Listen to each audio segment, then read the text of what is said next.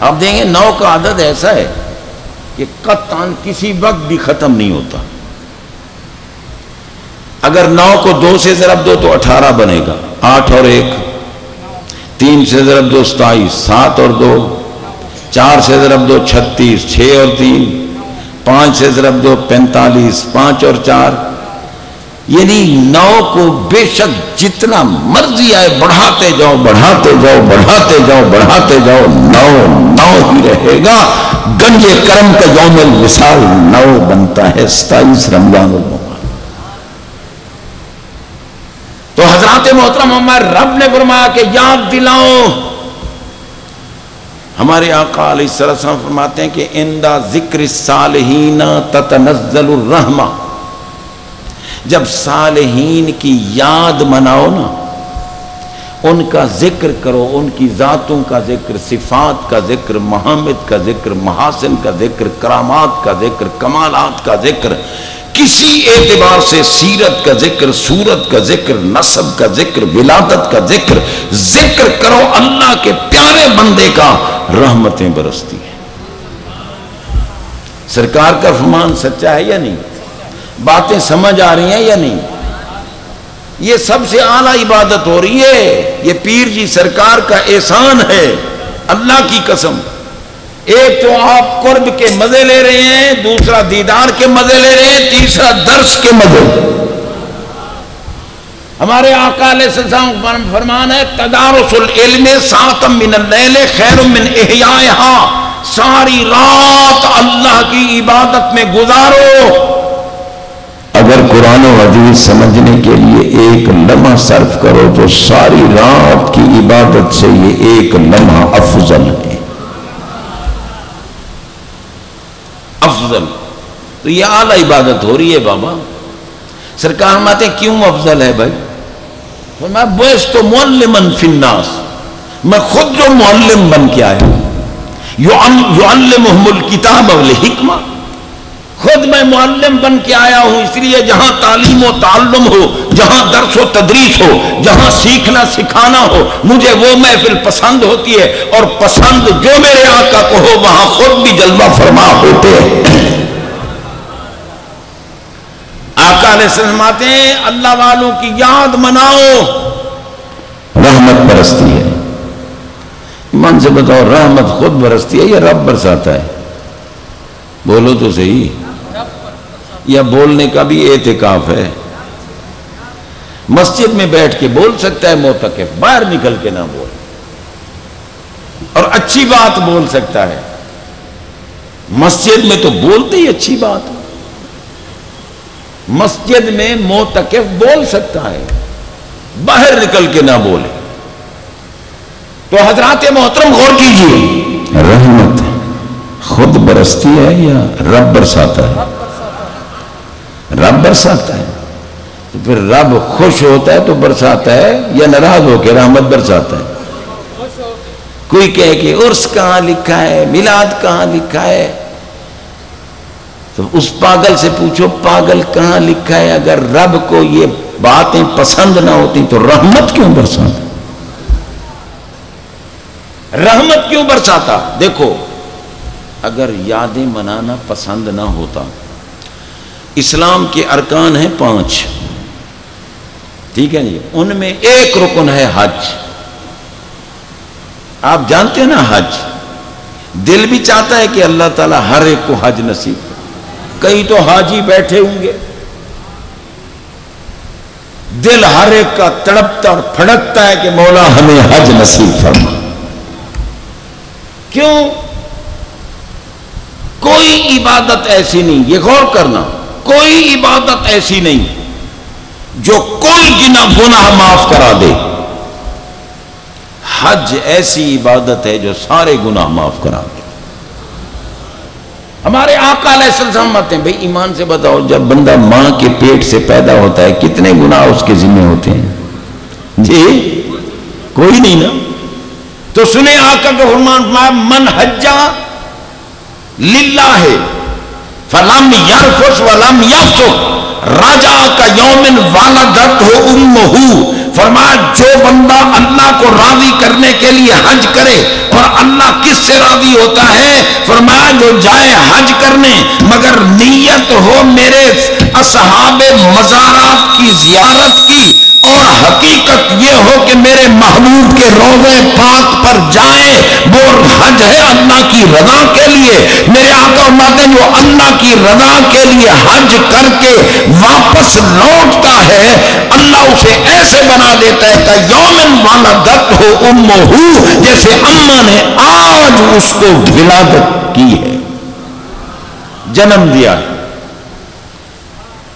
حدیثیں ہیں، ہم اہل سنت و جماعت ہیں بابا، اولیاء کاملین کا لنگر کھانے والے لوگ ہیں، 11ویں شریف کا تبرک کھاتے ہیں، میلاد کا تبرک کھاتے ہیں، عرس پاک کا تبرک کھاتے ہیں، پیروں کے لنگر کھاتے ہیں۔ ہمارے دلوں میں نور پیدا ہوتا ہے، اور نور سے قرآن بھی فیض دیتا ہے، حدیث بھی فیض دیتا ہے۔ حج کے لیے فرمایا جب واپس لوٹتا ہے مبرور حج والا، مقبول حج والا، اللہ کی رضا کے لیے حج کرنے والا، جب واپس لوٹتا ہے ایسے ہوتا ہے جیسے والدہ کے شکم سے اب پیدا ہوا ہو، پیدا ہونے والا بچہ بے گناہ ہوتا ہے۔ حج ایسی عبادت ہے جو گناہوں سے پاک کر کے بھیجتی ہے۔ اب دیکھیں حدیث پاک میں ہے، لوگ حج کرنے جاتے ہیں نا، تو جب غروب آفتاب ہو جاتا ہے، سورج غروب ہو جاتا ہے، غروب ہونے کے بعد نماز نہیں پڑھی جاتی مغرب کی، حج والے دن یوم عرفہ میدان عرفات میں مغرب نہیں پڑھی جاتی، سورج غروب ہونے تک رہنا ہے۔ غروب ہوا چل پڑے، مزدلفہ پہنچے، وہاں جا کر اذان دی، پہلے اقامت ہوئی، مغرب کی جماعت ہوئی، پھر اقامت ہوئی، عشاء کی جماعت ہوئی، یعنی مغرب قضا پڑھی جاتی۔ اب بارگاہ ربوبیت میں عرض کرو مولا پہلا دن میں حاجی بناؤں، پہلا دن حاجی، اور یا الہ العالمین آج نماز مغرب چھوڑ کے جاؤں اور قضا پڑھوں، تو ادا کیوں نہیں پڑھنے دیتا؟ فرمایا تو کون لگتا ہے قضا اور ادا کا؟ ہم تو محبوبوں کی ادائیں دیکھتے ہیں، محبوبوں کی یادیں منواتے ہیں۔ میرا محبوب ادا پڑھے مجھے ادا پیاری لگتی ہے، محبوب قضا کر دے مجھے قضا پیاری لگتی ہے۔ محبوب علیہ الصلوۃ والسلام نے حجۃ الوداع کے موقع پر مغرب کی نماز مزدلفہ میں ادا کی اور قضا، غروب آفتاب ہو گیا تھا، کیوں نہ ادا کی؟ وہاں مزدلفہ جا کے کیوں ادا کی؟ اس لیے کہ آقا تھے میدان عرفات میں، وہی نازل ہو گئی، پیارے قیامت تک آپ کے دامن پاک سے وابستہ مرد ہو یا عورت، آپ کے چاہنے والے جو حج کرنے قیامت تک یہاں آئیں گے، میں نے مظالم کے سوا ان کے سارے گناہ معاف کر دیے۔ سمجھ آ رہی ہے نا؟ مظالم کے سوا سارے گناہ معاف۔ اب ہمارے آقا پریشان ہو گئے، غمگین ہو گئے، یا اللہ غفور تو تو ہے، غفار تو تو ہے، غافر ذنب تو تو ہے، گناہوں کو معاف فرمانے والا تو تو ہے، باقی سارے گناہ تو نے معاف کیے، مظالم کون بخشے گا؟ پھر امت بخشوا کے تو نہیں جا رہا، امت کو گناہگار لے کے جا رہا۔ غور کیجئے، محبوب پریشان ہوئے، سورج غروب ہو گیا، مغرب کی نماز کا وقت آ گیا، نہ اذان نہ نماز، حکم دیا صحابہ کو چلو چلو صحابہ مزدلفہ چلو۔ صحابہ بھی تو ادب کے پیکر تھے نا، وہ بھی ان پڑھ صوفی کی طرح نہیں، نماز کا ٹائم ہو گیا ہے جی، امام بیچارے کو صحیح وضو کرنے کی بھی اجازت نہیں ہوتی، وہ بھی کہتے ہیں اگر اب وضو کرنے گیا اور وقت لیٹ ہو گیا تو چودھری نے تو مسجد سے نکال دینا ہے، پھر روٹی کہاں ملے گی؟ چلو وضو ہے یا نہیں ان کو تو پڑھا. صحابہ نے یہ نہیں کہا کہ سرکار غروب آفتاب ہو گیا ہے، مغرب کی نماز کا وقت ہو گیا ہے، اذان دیتے ہیں پہلے نماز پڑھنے پھر چلتے ہیں. نا آقا نے حکم دیا چلو، صحابہ چپ کر کے چل پڑے. بمیں سجادہ رنگی کن گرد پیرے مغاں گوید کے سالک بے خبر نبوت ذرا ہو رس منزلہ. چل پڑے. سرکار پریشان جا رہے ہیں، افسردہ جا رہے ہیں، غمگین جا رہے ہیں. مزدلفہ پہنچے اور وہی نازل ہو گئی. پیارے ہم نے تو کائنات بنائی ہی آپ کے لیے، میں نے تو سب کچھ آپ کی عزت و عظمت شان و شوکت دکھانے کے لیے کائنات بنائی ہے. لقد خلقت الدنیا وأهلها لأعرفهم منزلتك وکرامتك عندی. میں نے تو اس لیے بنائی آپ کی عزت دکھاؤں، آپ کی کرامت دکھاؤں، آپ کا مقام دکھاؤں، آپ کی شان دکھاؤں. پیارے اسی لیے کسی نے کہا ہے جہاں میں جن کی چمک دمک ہے، چمن میں جن کی چہل پہل، وہی ایک مدینہ کے چاند ہیں، سب انہی کے دم کی بہار ہے. ہم نے تو کائنات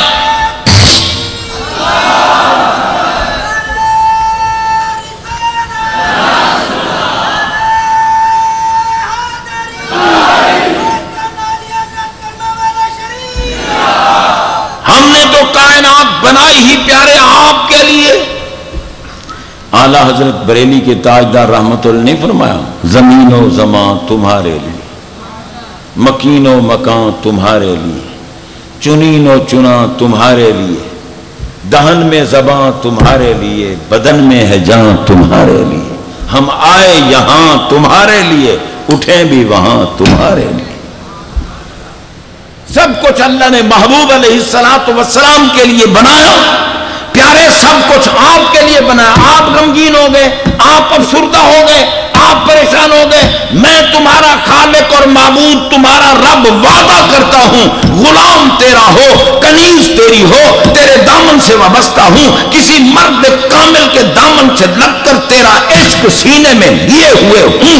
وعدہ کرتا ہوں جب بھی قیامت تک کوئی یہاں آئے گا 9 ذوالحجہ کے دن، پیارے اس کے مظالم بھی معاف، سارے گناہ معاف، پاک کر کے بھیجو، پاک کر کے بھیجو. اور کیا یا رسول اچھا یا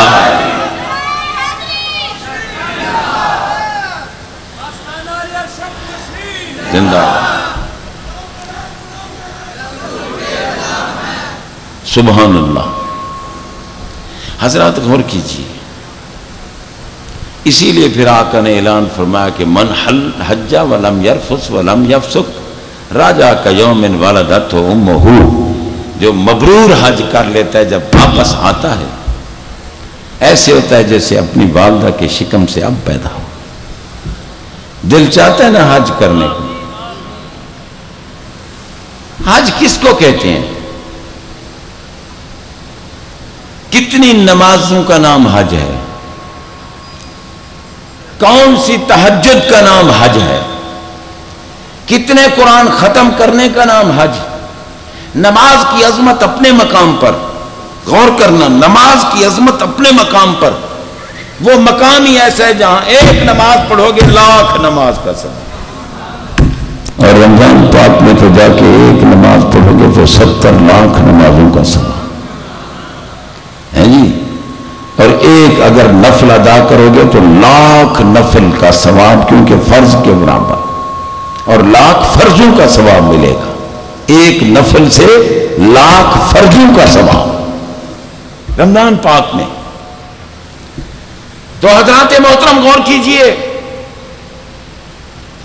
حج کہتے کس کو ہیں؟